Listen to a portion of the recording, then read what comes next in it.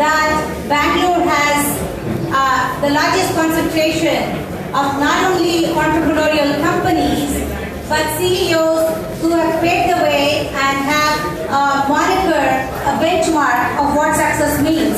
I think each of these entrepreneurs, I feel I can say this and say that they're very, very special to me. Not that we are investors in each of those companies, they're special because not only have they created great companies, I think they carry it very easily on their shoulders. And balancing that is not an easy job. So I'm particularly proud of our Bangalore boys. Give a big hand.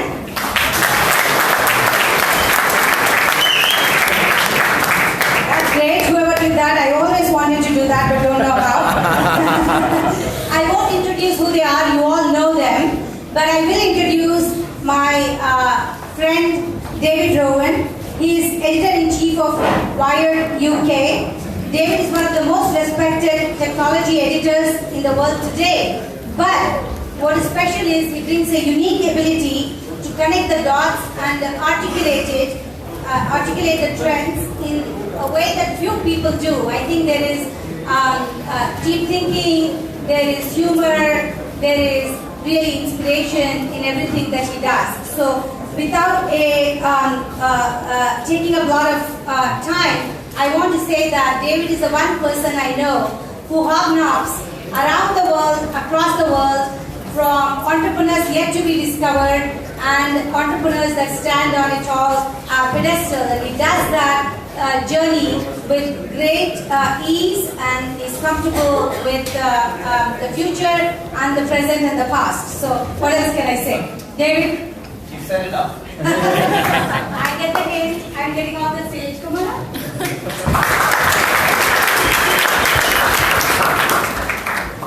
Thank you, Barney. Very nice to be here. What an amazing space you've built. And what a great ecosystem that's going to power the next billion-dollar companies, because there's quite a few of them represented here already. So, in the next hour, we're going to hear from 4 people who have built extremely successful businesses. But I've asked them not just to share the good news, just to be honest about some of the challenges along the way, some of the issues that they face. Because I think the best way to build a business is to learn from those who've done so if they're willing to share openly. And we're really lucky that we have 4 people who are going to be eye-openingly open. And you know their businesses, you use their businesses. I'm not going to waste any time explaining. I just want to initially introduce them one by one, and then we're going to have a wider conversation about how more of us can build those high-value companies, particularly the Bangalore companies. I'd like to start by welcoming Mukesh Bansal. Come on stage, Mukesh. So, you all know Mukesh, founding Myntra in 2007, now part of Flipkart, running the commerce platform, doing a whole bunch of other things after an acquisition in 2014. Mukesh, a lot of people here aspire to build the sort of company that Flipkart wants to acquire. And it wasn't an overnight turnaround. It was 7 years between founding and selling.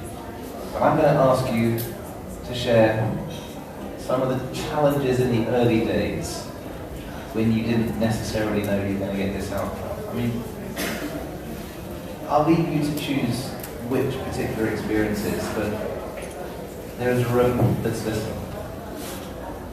Yeah, I think we started in 2007. The environment was very different. Today walking into this space, I was almost wanted to feel go back and be a first-time entrepreneur again. I think it's a sign of the ecosystem that's developing around us that we have a space like this with a lot of angel funding available, a lot of awareness, different forums to reach out, get advice. 2007 was very different. All kind of challenges. One, there was no internet. Trying to build an internet company without much of it in the country. So it took us just 3-4 years to navigate around that.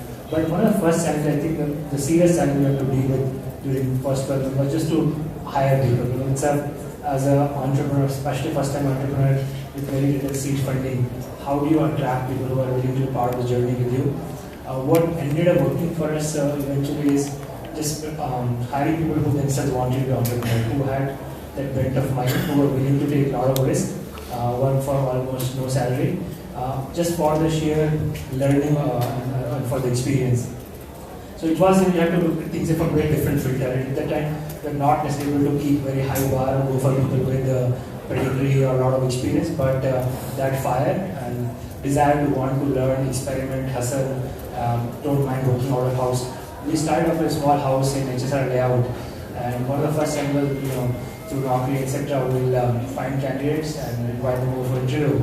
I think 2 out of 3 can in, and once they see the company is in the house, they will not even come inside the house for interview. So at some point where somebody posted outside to just really convince people to come members. Some of them.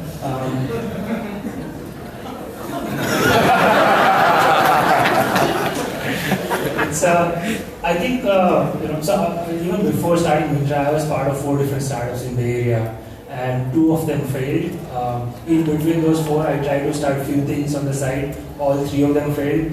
So the whole journey is about, I think, just trying and failing. So there were tons and tons of mistakes. There's just too many to recall here. But I think the trick is to identify mistakes. Keep listening to feedback, and keep course correcting until you feel you got the right mix. So if I go back, and one thing I feel is there will be a lot of attention to the initial starting team. I think that sets a tone of what kind of company you will be, from the cultures to the ambition you have to how you work together. I think that one area to get a lot of attention. I think it's for some of the early entrepreneurs, you may want to someone, your friend or roommate or somebody from college going to start with you. That may be very tempting, but it's probably worth spending a few months with that person, getting to know them really well, because it's going to be a very long journey, and co-founder mistakes end up being very, very difficult, and you pay a lot of price for it. Honestly, so just relax over there for a bit. Thank you. Because I want to bring up Bhavish now from Ola Cabs. Bhavish, come on stage. So what we're going to do is everybody's going to have a moment to tell a story, and then we're going to bring everybody up together to continue the conversation. So you've come a long way since IIT Bombay, and then Microsoft Research. I can't keep up with the number of businesses you're running now. There's Ola Money, Ola Cafe, Ola Boat. This is some business. I know building a gigantic, I guess it's an infrastructure company as much as anything. That's not easy. So, December 2010, you launched. Was it entirely smooth between then and 2016, or were there some early moments you're happy to share with us? It was anything but entirely smooth. You call it an infrastructure company. My parents call it a travel agency. So when I started off, my background is I'm an IIT Bombay grad, finished bachelor's in 2008, worked at Microsoft for 2 years. And a 20 average, middle class, tier 2 family, tier 2 city family, that's like, our son is on the way to the US and people do his PhD or master's or MBA. Actually, till about 1 year ago, my dad used to ask me, when are you doing your MBA? And I said, Dad, can't you see I'm building a business? Why do I need an MBA? But, so my dad was crazy. He thought I'm crazy. So I'm a travel agency. He couldn't understand why am I doing all these random things. Okay, so he didn't speak to me for a while, but now he's made peace with it. Okay, he still doesn't understand. So now he asks me, okay, when will the company turn a profit? Why are these people giving you so much money?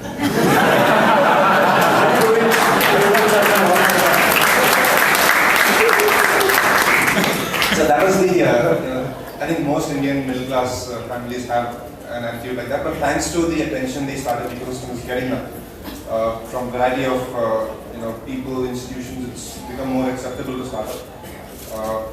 one story, actually I was just talking to Vani, this is such a wonderful setup here. And I just learned that it's the incubator. And Kunal and I were chatting about how our first offices were. So my first office was in a very seedy mall in Mumbai, in Bhandup, Mumbai, called Dreams Mall. It could be that Dreams Mall or Dreams Mall. That's the irony. And our office was in the basement. And in the basement there were shops. So we had a small 100 square feet shop, corner shop with two side shutters. Every morning we used to go open the shutter. One day my co-founder lost the opener, so we had to find an opener. And every weekend there used to be loud music playing because it's a mall. People come shopping and we need to be entertained. And we had a call center in that mall.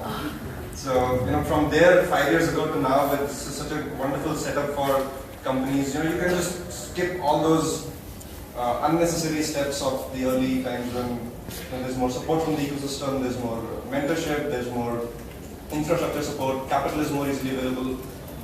One small story on capital raising. So when the toughest round I've raised ever was my angel round. When I started Ola, I didn't have any money. I had maybe me and my co-founder, we had 2 lakh rupees, and we thought, okay, we have some money.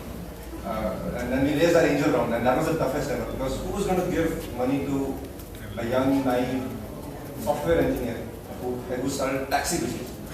And that time, this whole transportation revolution that's happening now was not started. It was not the buzzword.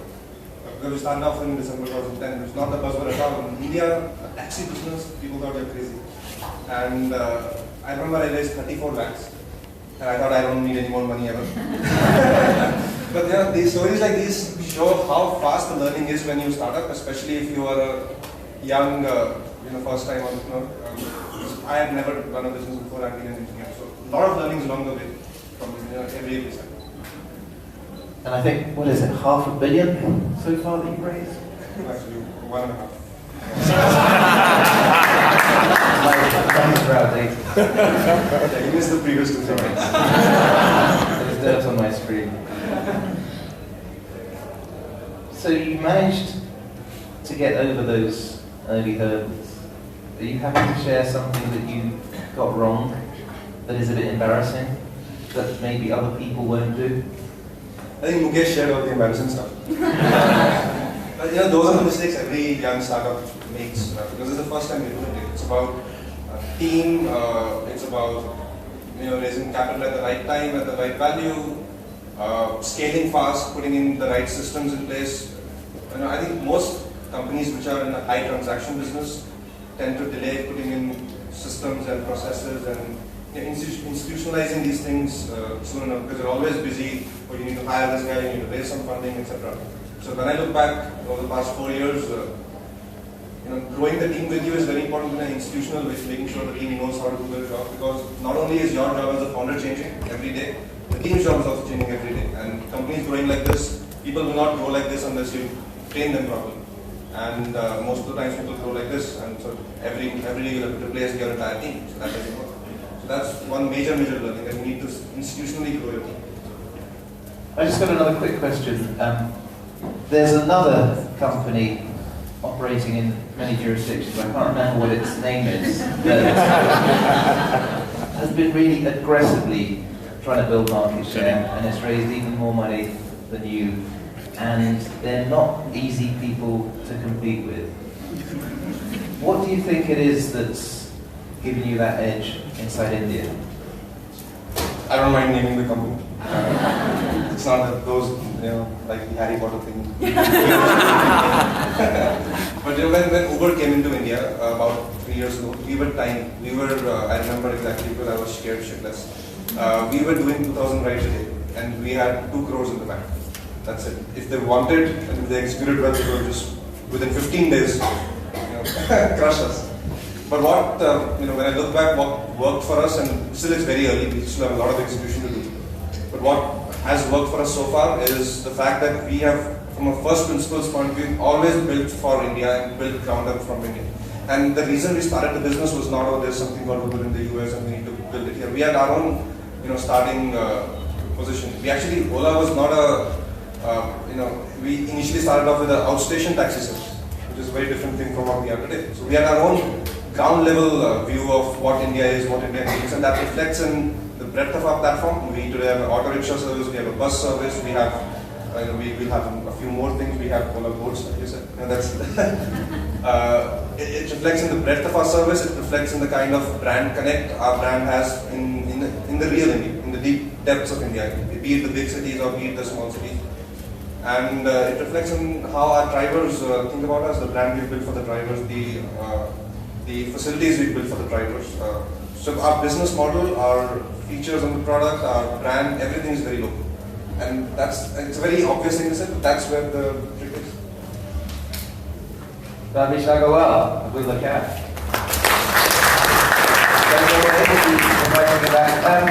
David Tawari, founder of InMobi. The stage, please. So every time I pick up a newspaper, Naveen, I read that somebody else is just about to close a deal buying you. Who is it this week? I'll check the newspapers. I also find out from the newspapers that the Indian media is really good. So you, as well as doing an IIT course, then went to Harvard, did an MBA. There's a nice pattern, people getting the Indian education, a bit of the American education, coming back here to set up a Is that against me or? So it can't have been completely easy building a company with the scale that InMobi has. I think you said now you've got about 1,100 people, 24 offices in 17 countries. Go back a few years. At the beginning, tell us some of the things that you didn't see coming.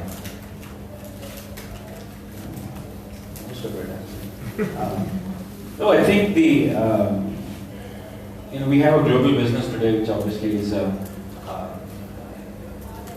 people think that we were strategically very smart in building a global business. That clearly wasn't the case.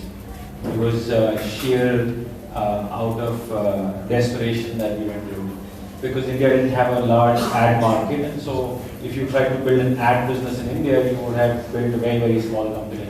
And therefore we said, okay, what do? We have, $6 million in the bank. We conned few people in giving us the money. Now they think we'll build a large company. What do? So we went outside. And frankly, that I would actually argue it is significantly easier than what people believe building a global company is. It's easier in ways because it forces you to be very, very efficient in how you execute and how you build your execution. It forces you to build and focus a lot more on your product and technology as against that you can hustle and get business. So few of those things really work for us, and therefore we have a fairly global business today. How have your priorities changed since the very beginning to now? Some of the biggest mistakes that I think anyone who gets into the business looks at. So today, the way I look at my priorities is, people first, product second, profits third. But this took 4 to 5 years to figure out. It was profit first, product second, people last. That's how you begin. And only when you face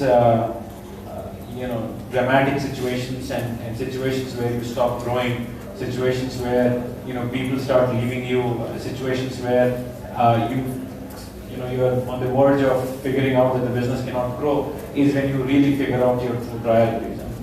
We went through our own set of things. We thought capital would be the biggest reason for us to win the business, and as soon as we got capital, we got a little arrogant, and we grew ourselves from some 200 people to around 900 people or so in a matter of a year. And we said, look, as soon as you add people, you will have great business going for you because you have added people and they'll do more work. And exactly the opposite happened, and nobody worked because nobody knew what to do. Because we never built the systems for being a 900 people company. We had built the system for being a 200 people company. We didn't even believe and understood what it meant to deal with 900 people, because as entrepreneurs we were very controlling. And not that it's easy to give up the control, but you have to learn how to give up control.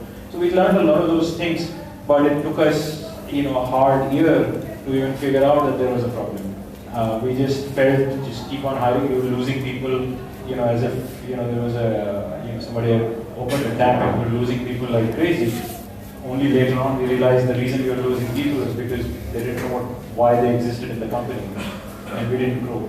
So therefore, when you go through those phases, and I hope not many of you have to go through it, is when you learn the importance of how to build the right culture in the organization, how to really focus on building the best possible product. Profits will come. We had an interesting conversation over lunch with Prasanth Tata, and you asked him something which I thought was really interesting, both from your interest in asking. You said, well, I'm sure a lot of other entrepreneurs feel this. How do we ensure that we don't suddenly disappear? Tell us the advice he gave you. We'll put some context to this. I think every entrepreneur out here every day believes that next day the company won't exist. They go through this feeling of things are going to fail. A large part of this is probably, in my own sense, is our own insecurities in life, because we didn't, you don't come through, you're not trained enough. You don't think that you are the right person to lead the company. Every decision that you make, you think that it's the wrong decision, and therefore you kind of go through this. I think what his view to this was interesting, because his view is, as long as you're not complacent about your position in the ecosystem, as long as you are, you're always evolving yourself and figuring out what it is, you will have that feeling because you're evolving yourself. And so it is partly okay to have that feeling because you are actually going through that evolution. And if you are going through that evolution, you have that feeling because few of those things that you will try to go through while you're going through the evolution will not work. And that is when a lot of people will come back and say, what you're doing is not right. But the fact that you're going through those motions of doing it probably will get you to a situation where you will get it right. And I think that, you also talked about disruption not being, something that you can plan. It only happens. So a lot of those things were rather interesting. I would just add one more thing. I think, it was my dream to actually, talk to Mr. Tata. So, Vani, I just wanted to thank you for this. It was an outstanding experience just to, stand up, sit opposite to him for like 15, 20 minutes. But it was amazing. He wants to come to your company and meet you again, he said, right? Thank you. Next, acquisition rumour begins. I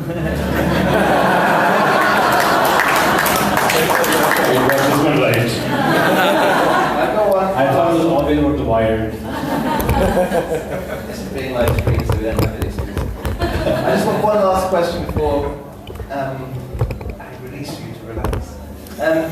As well as building up the big company that is going to be acquired by Overcaps or Myntra or somebody, you're also investing. Some of your investments, I see, personal investments, Nestaway, Metal, Bombay Canteen. What do you look for in the entrepreneurs you meet when you say, yes, this is somebody I want to work with? Two things. One is, and I mean this with all sincerity, is I want to learn from some of these guys.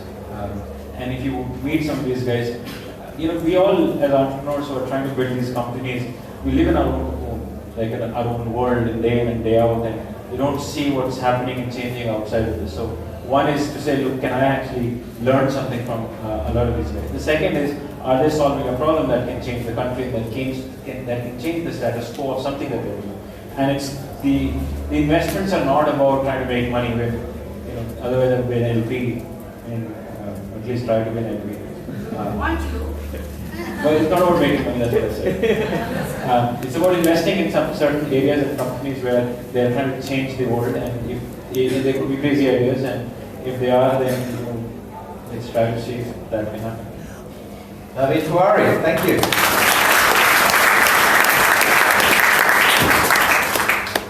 And the fourth of our Bangalore boys, Kunal Shah, founder and CEO of Freecharge. And I'm sure there's probably some customers in the room. If you aren't already a customer, this is really interesting, fast growth company. I've been seeing that 1,000% growth. Last number I saw was 10 million downloads. Do you want to release any new numbers? Maybe we will soon. I think we are fortunate to be in a category that is having all the tailwind possible, and that's what it is. So it's a very smart business, taking a problem, a friction that people have in getting their prepaid airtime on their phone digitally. I think you said only about 4% of the Indian population is recharging digitally. But then you give them incentives, coupons, you do deals. No wonder Snapdeal came along and made what I think was the largest consumer tech acquisition in India. I guess. So Kunal, how easy was it at the very beginning? Did you see a smooth exit? I think it was never easy when you start up, and I think I'm not an engineer, I'm a graduate in philosophy. I dropped out of MBA, and getting team was very, very difficult. I could not convince them. I remember I used to actually get people to come to our office to see our live dashboard, to see the number of transactions we do every hour, to make them believe that this is for real. And I still remember when I met Sharon Sequoia, who was the first investor, and he made a comment that, this is great, how many transactions do you do? I said 50,000 a day, and he's like, a month. I'm like, shit, let me check again. Because I wasn't sure that if I'm saying my numbers correctly or not. That's the kind of confidence you kind of have. And I said, it's per day, and it was kind of interesting because we had not spent any marketing dollar to get there. I think that was the boon we had of actually not attending any startup events before starting up. Because we did not know how the world operated. I only data I knew was IRCTC, which is a railway website which did 4 lakh transactions a day. And it's a funny story. We had at least 10 investors reach out to us, and I would say no to all of them because I thought I was really small to meet any of them at this point of time with only 15,000 transactions a day. And I think we became a pretty hot company because I said no to at least 30 emails that I cannot meet you right now. And actually worked out well for us because everybody wanted to invest in our company. But I think our biggest challenge was to get talent. We could never convince. I did not have the creds like the panel over here to say I'm from Bay Area or from IIT and I can just get my classmates to come do that. I think my classmates were pretty horrible to do anything. So that was a challenge. I think building the business, we were very fortunate to work on an original idea. I think we are a few proud companies which was born on an original idea in India. And therefore no e-commerce report covered anything about Freecharge as a category till like last year, which is great. We could do business in peace and not compete like warriors. I don't believe in competition creates a lot of value. I think it just kind of erodes a lot of value. So I just believe in doing stuff quietly. So it worked out well for us. And in fact, funny thing, as we had told Sequoia that they cannot announce that they've invested in our company for 1 year. And it was funny that an investor actually was told by a company that you cannot tell people that you've invested in our company. And it was great because we could keep quiet and keep building, right? I still remember early days I would meet Bhavesh for lunch and discuss about all the scaling issues and pain that we had. And he moved to Bangalore. We moved to Bangalore after that. And I think we were able to really build a great ecosystem around the company and really scale well. Coming to the exit, I think a lot of people in India actually wonder, I don't think, I've never been asked a thing of like how great was the exit, like why did you exit, like why did you have to exit? And I think people don't realize that companies have to have a logical conclusion. It could be an IPO or an exit, right? You can't be doing it just for your ego. And then you have to give returns to the investors or the team who's believed in you. So it was a great thing for us. I think through journey, we probably just spent a total of $20-odd million to get the exit that we got. And I think we're pretty proud of that. That probably can match one of some of the companies that do it on a month basis, so it scares me a little bit. But I think we are very proud of building what we built, and I think, like I said, we only 4% of the country is recharging online, a long way to go. So you've got 95 million customers, most of them, or half of them I guess, coming to you monthly. I mean, what is the logic of exiting? Why not keep growing? What's in it for Snapdeal? So I think the choices we had, I think one of our competitor, Paytm, actually went into the commerce market, and that looked like a nice logical step to take from doing a recharge kind of a business and adding payments or commerce to it. We did not believe that the transactions that people hate to do should be married to transactions that people love to do. I think the transactions we hate to do, we want to get rid of the time we spend on it, right? What we noticed is that nobody enjoys fueling their car, recharging their phone, paying their bills. They want to just get done quickly. But commerce requires you to spend more time on the app and so on and so forth. So we never wanted to go in the direction where people actually spend more time. One of the key metrics that we measured for 5 years of running a company is time spent per transaction. And it was always about putting it to seconds from minutes from that point. So it did not make sense for us to do commerce. So I think a partnership with Snapdeal made sense, where you're going to operate as separate companies, and one company will focus on transactions that people hate to do, and one will focus on transactions that people love to do. So you're acting as lead generation for Snapdeal? It can be said, because I think most of the India is not going to learn to buy shirts online before they learn to pay their bills online or recharge online or pay their buy their tickets online, right? I think it's the gateway to transacting India. A lot of people are currently browsing, watching a lot of entertainment. I think the potential, 68% of all debit cards in this country are activated using recharge as a category. I think, therefore, this is a unique thing to India. 95% of this country is prepaid, probably 97% now. And I think with bill payments, prepaid, I think we have a large volume of customers to go after. And finally, from me, what would you do differently? Something along the way that you look back as a philosopher and say, I should have thought more clearly.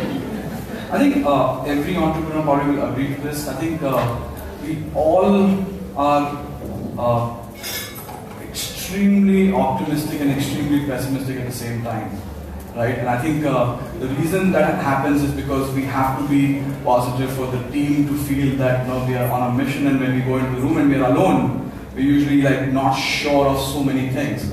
I think if I could change anything, and I think the problem we had was, hey, you are not from an engineering background, or you are not having a business. I should be asked questions, so you are like Groupon, so you are like this, or you are like that, and I used to struggle with that. I believe that if I could change anything, I would say that have a lot more confidence, because the truth is consumers, transactions, and their retention, not what everybody else thinks. I think if you have that right, I think you're set.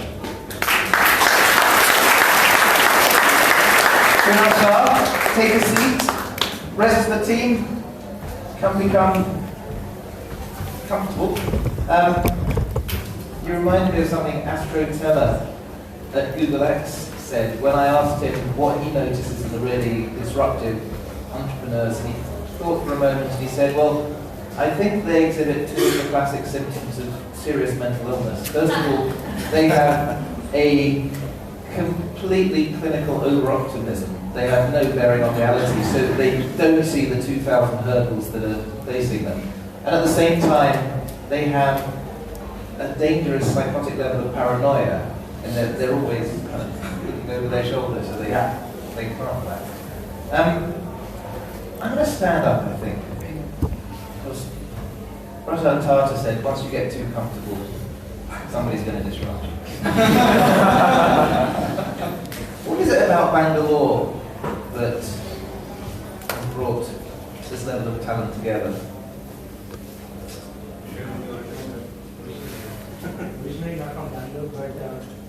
What brought you to Bangalore?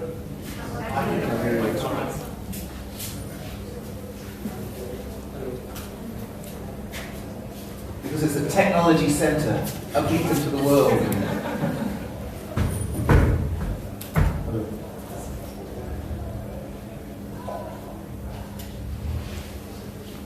Hello. Yeah, much better. So what brought me to Bangalore was before starting Myntra, the previous two startups that I worked for in the Bay Area both had offices in Bangalore. So from 2005 onwards, I was traveling here every quarter, and some of you may remember those old India Shining days. There was this whole vibe in the air, and that country is about to change. A lot of big things will happen. And I was there in '99 also, so I went through the whole .com euphoria back then, and I could almost feel similar sentiment here. Plus, given that there was already very large IT industry here, a lot of software engineers, good climate, venture ecosystem was starting to develop. So all things put together, it felt like a really good place to start. And in retrospect, looking back, I think Bangalore is probably one of the best places in the country. And I guess with Bhavesh and Kunal, they have moved here. Validates it as a place where everyone has a complete ecosystem to attempt to build a large business. Could you have built your business in another part of India? No, so we started in Mumbai. But I feel had we not moved to Bangalore, we wouldn't have built business. From multiple aspects. Ecosystem is the main one. The kind of talent you get here. Sometimes people feel that there's Flipkart, there's Myntra, there is Freecharge, InMobi. How will you go there and attract talent? But that's the whole point of an ecosystem, because talent breeds talent, and that more good people are attracted here. So we were able to build a very good team, engineering, product, all over, because we were in Bangalore. We would not have been able to build that team out there in Mumbai.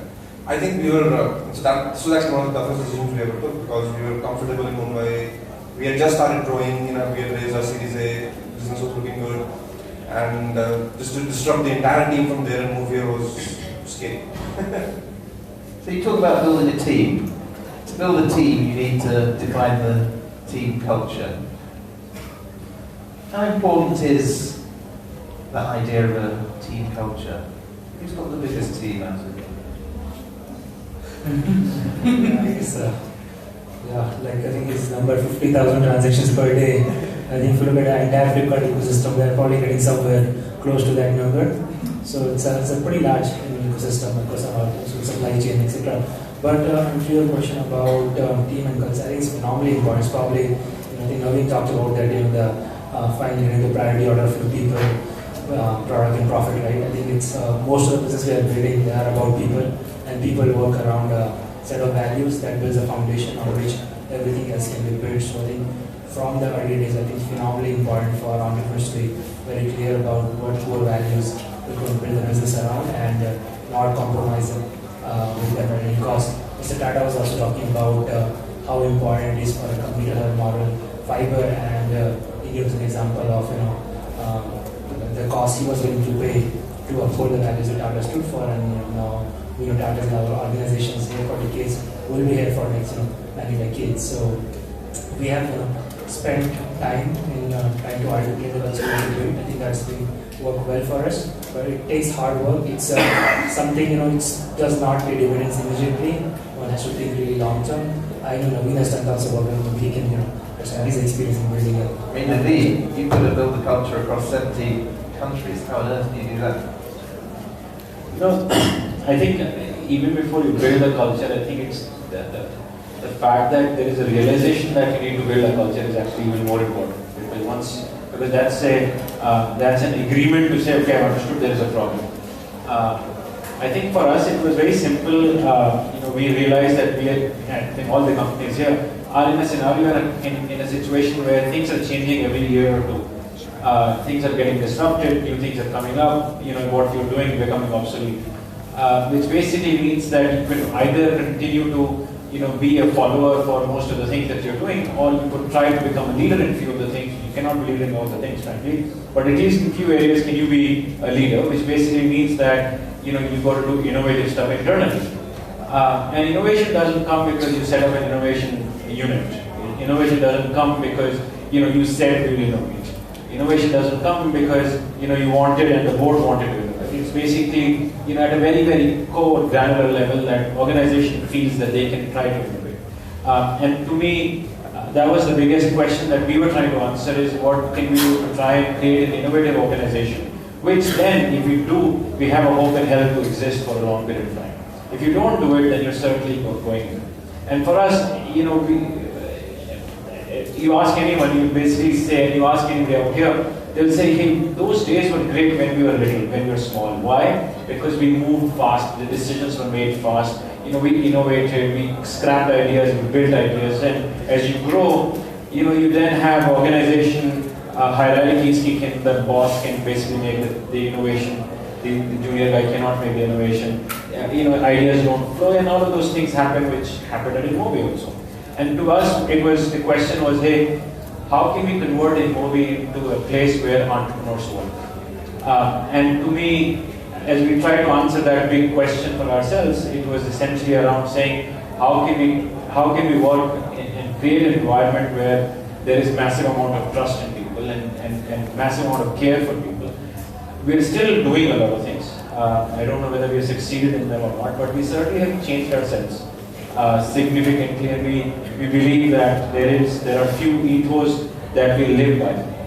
We've changed, which basically means that I think, you know, changing culture doesn't mean that you put it up on the wall. It actually means you put it up into your execution daily frameworks, and bringing it down from a wall to a framework into where it actually gets executed is the hardest part, because you're now making tough decisions. And you know, some of the decisions that we felt very good about making, but it took us a lot of hard work to make was, and I've talked about this publicly in every forum that I've gone in, you know, we've gotten rid of, we didn't believe the performance management system really is useful in the world, so we got rid of our performance management system. We didn't believe, and the reason we didn't believe it was useful is because, you know, when you're trying to do innovation, there is no way you can predict what you're going to do. It basically requires you to have a predictable execution rhythm, and that doesn't work.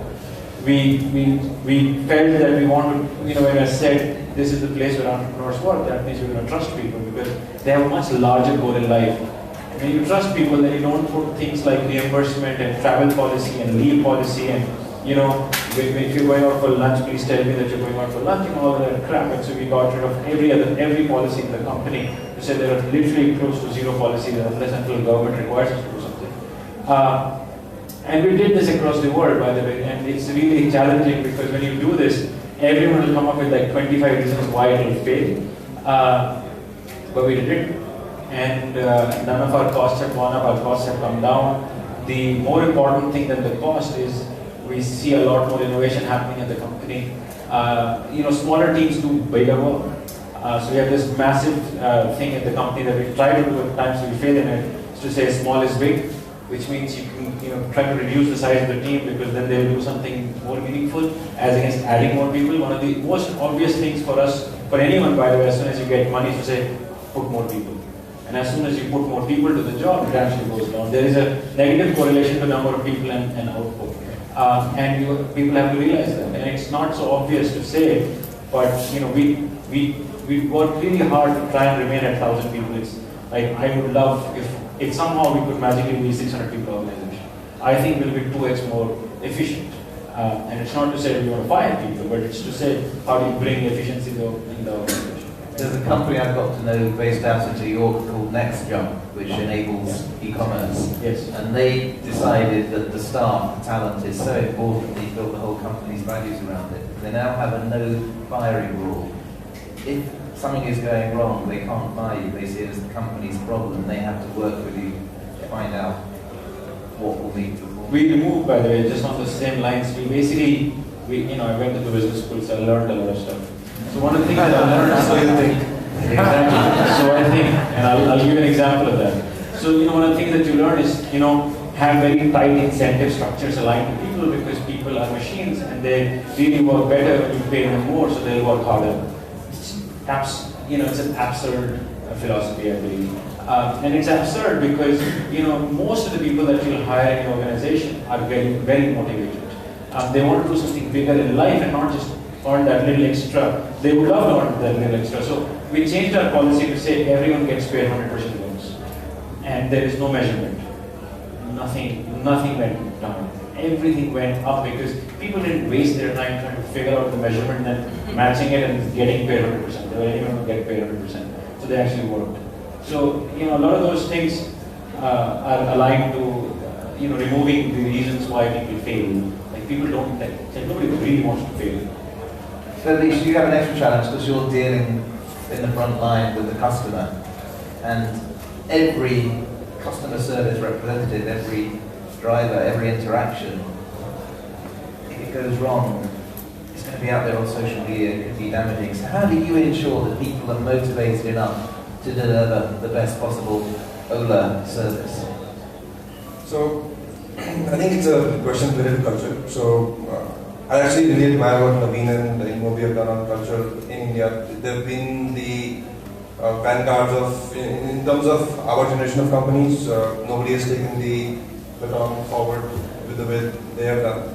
For me, when you talk about customer service, that's also, for any startup, that's rule number one. Customer is the top focus. In the culture list, that's rule number one. And when I think of culture, I don't think of it as a conceptual thing. Actually, it is hardcore execution. Every startup wants to be customer first. Every startup wants to be innovative. Every startup wants to make sure employees are productive and efficient.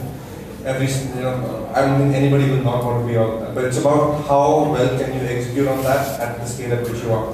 What kind of processes do you need to put in place to make sure people across 17 countries are speaking the same language, the customer, people across 1 million transactions like us are speaking the same language to the customer. In our case, there's an added challenge, which is the driver is not our employee.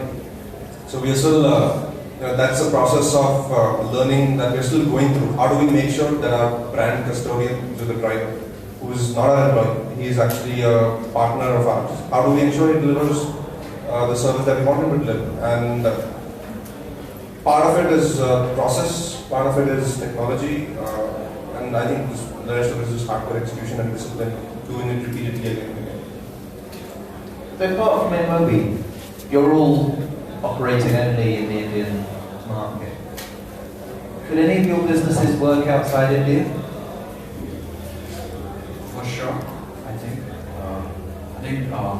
Freecharge is definitely one of those businesses. I think nobody ever looks at India to copy ideas from. That's why nobody has launched Freecharge in other countries. But I think this is a model that would be a slam dunk. If anybody's interested, I would fund that company. It's just so obvious, right? People need to do certain transactions, and if you give a small incentive to do those transactions online versus going and standing in the queue, people will migrate. It's an irreversible behavior. Nobody goes back offline after doing an online transaction.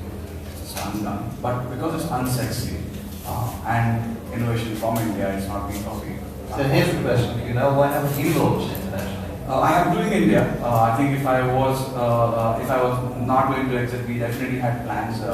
Get clearly marked 3 countries to go launch, and we had good representatives to go to that. But I think post exit it would not make sense to just focus on India because it's such a large market. But definitely something would have made sense to do this in other countries. It's just so obvious.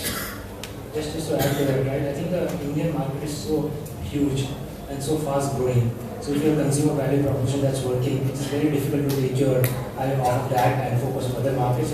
Some other markets have innovative product, you look at large countries or to expand. But India, I think, is still a few years away from, or actually many years away before we exhaust the potential size. But I think in the next 4 or 5 years, we'll see, because India is also very unique, and mobile is such a big part of how the internet ecosystem is evolving. We'll see some genuine innovation happening, which will have a lot of applicability beyond India. It's probably a matter of time. I think in a few years, we should start to see a lot of companies building unique proposition here and start to take it to various developing parts of the world. I was in China a few weeks ago to do a special issue of Wired devoted to Chinese innovation. In fact, the cover line is "It's time to copy China," because the public press still says Chinese are copycats. But the closer you look, big companies like Xiaomi, smaller companies doing things in new ways. So you are the experts. You see the overview of the market. I'm from a little place called Europe. What are the ideas, what are the trends that you're seeing inside India, especially inside the tech world, that you think have value elsewhere, that people should be coming here? I think one unique dynamic in India, to an extent that's true in China also, is just the mobile first nature of the economy. So 100% of our orders are mobile. It's only on mobile. We don't have a website where you can book. We used to have a call center where you can call and book, but we shut that down.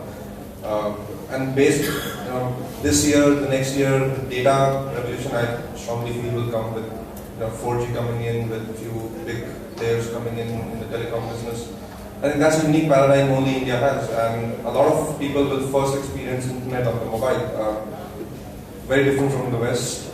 China is somewhere in the middle. So Indian business models will be built on a mobile first paradigm.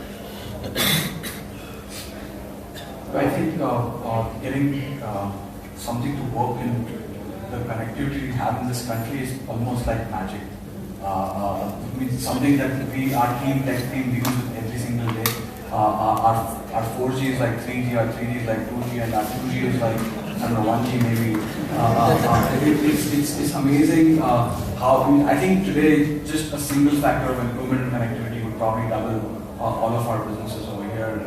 It's just that getting tech to work with these constraints it is a massive tech innovation. I remember going to Facebook headquarters and they had a small area called as the empathy zone, where they had these phones and trying to get the Facebook employees to feel the empathy for people who are in these countries. I was like, this is what we live in every single day. I was watching this Coldplay video of this colors and all of this stuff, and it looks bright from the outside, but this is the chaos we live with every single day, and getting something to work in this chaos is actually magic. I think a lot of our business models are derived from lack of infrastructure, fundamental lack of infrastructure, fundamental lack of proper aggregation, and so both of those things are some of these business models got invented to a certain extent in America, but they got serious scale in India because the lack of infrastructure really limits. And I think there will be a lot more push in India because of our lack of infrastructure is going to become a boon to a lot of the internet businesses that will get created. Because things are not organized, there will be a lot of businesses that will get created because there will be massive level of things that will get organized. Once those businesses get created, the reason they don't have massive business models outside of India yet is because those things, you can still drive, even in Europe, you can still drive and park somewhere, even though you have a little car. But you can still go and park in America, you can go and park, but then those business models will go in there, may not have the same level of value proposition to a developed country consumer, but even though it's less, those business models will get created. For me, by the way, going back to your China point, I think my biggest learning for any businesses, and I would urge everyone of the entrepreneurs here, is to go to China. Not to start a business, but actually starting a business is not that bad. Our China business is fastest growing, and it's a massive, very good place to start a business also. But to learn from them, because I think what they are doing is, to your point, exactly to your point, the way they run their business is just fundamentally different. You coined the term 996, right? When I was in Beijing, I kept hearing companies say, we're a 996 company. I said, what does that mean? People are here 9 a.m. to 9 p.m. 6 days a week. Yeah. And I think that's not even like Europe. Good like France with your 34-hour and let August come, yeah. But I think that's not even an exaggeration. I think it's absolutely true. I was telling you the story that I got a meeting scheduled from 10 p.m. to 1 a.m. And I went there, the office was jam-packed. Right? We don't do this yet.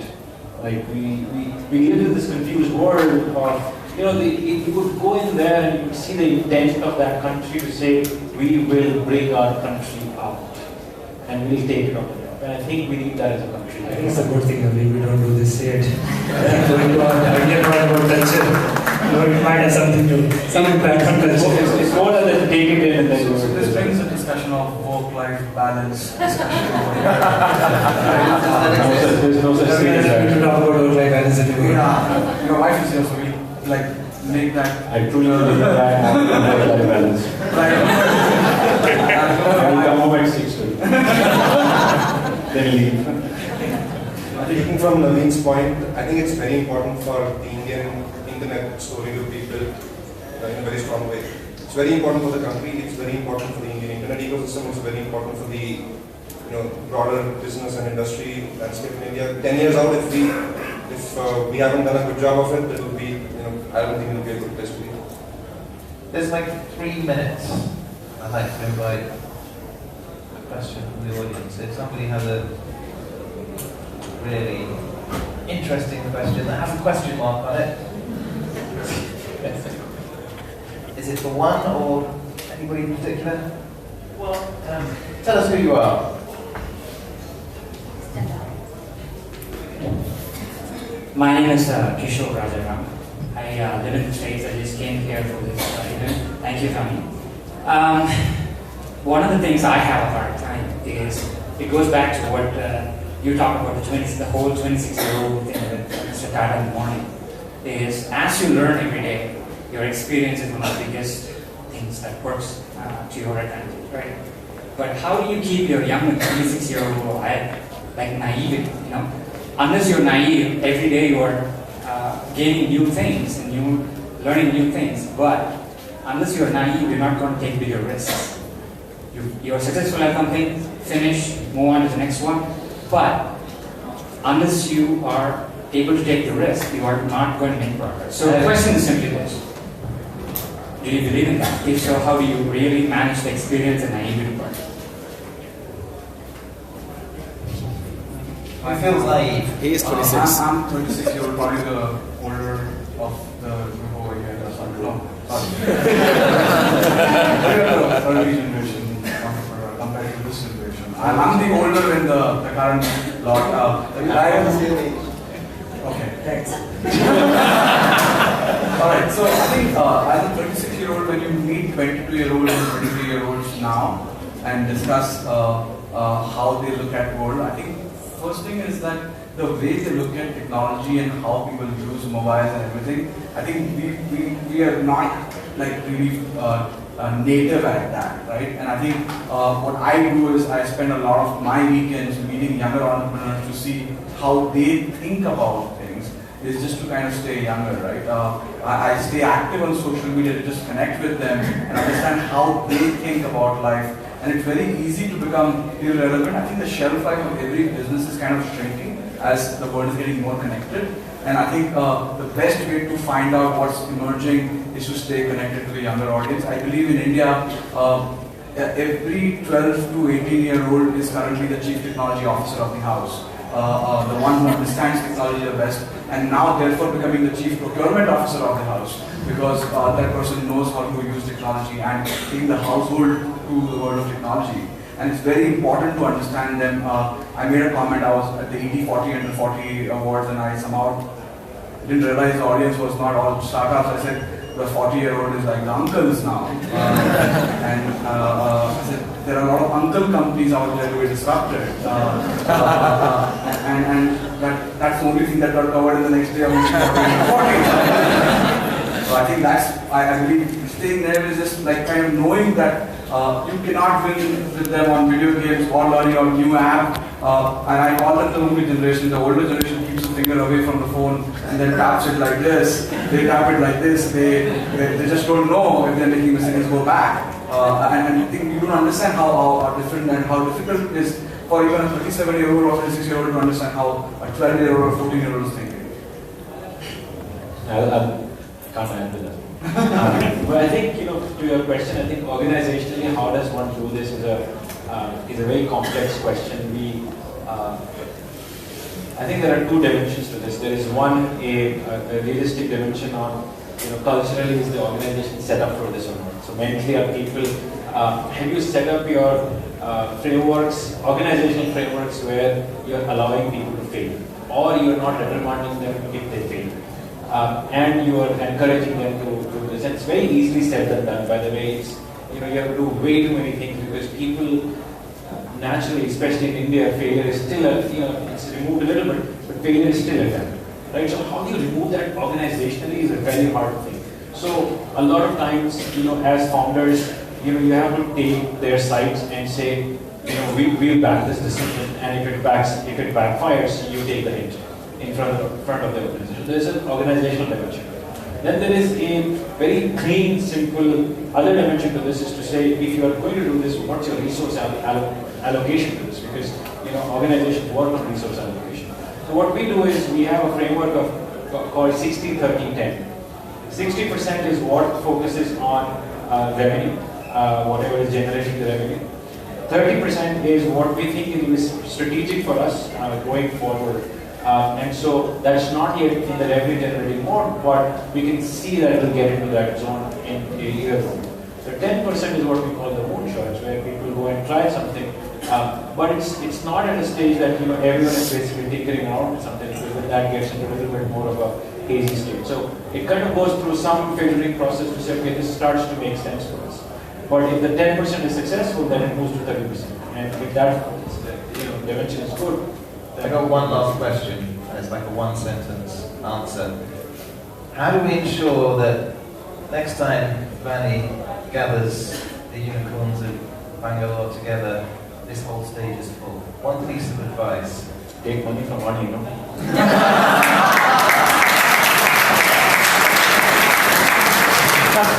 I would say just take a lot of risk. I think there cannot be a better time to run a company in India. I think it's just inevitable. I think amount of entrepreneurs who are coming in, it's bound to happen. You don't need to do anything. I agree with Mukesh. It's only a question of time. So depending on whether you have it next year or 2 years from now. Mukesh, Ravish, Naveen, Kunal, thank you very much.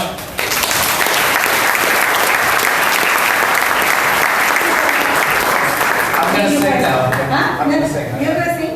And everybody else is doing tap dancing. So, I know, David, you had to travel 20,000 miles to be here with us. Wanted to. I understand, but still very much appreciated. Thank you very much. It really means a lot to us. And just say thank you. Thank you. Yeah. I'm very, very proud of what you've done, creating impact and creating value, being inspiring to the next generation entrepreneurs and to the venture capitalists. So, thank you so much. Okay, so many stories to share and tell about Mukesh, which I won't. So, at least not today, not right now. There are some that I wish I will stop telling, but But so do my kids. They roll their eyes on the stories that I tell about them, but I have the right. So, but very proud of what you've done, Mukesh. I'm glad I got to know you in so many, many, many different ways. Naveen, so glad you could make it. PK says he was responsible for bringing you here. You were on the Dubai flight, but I know you just came back and you could make this happen. Lovely, lovely session. Thanks so much. Kunal, I didn't know till the last minute whether you were going to make it or not, and I'm so glad you could make it. Wouldn't have missed this for anything. Really appreciate you coming.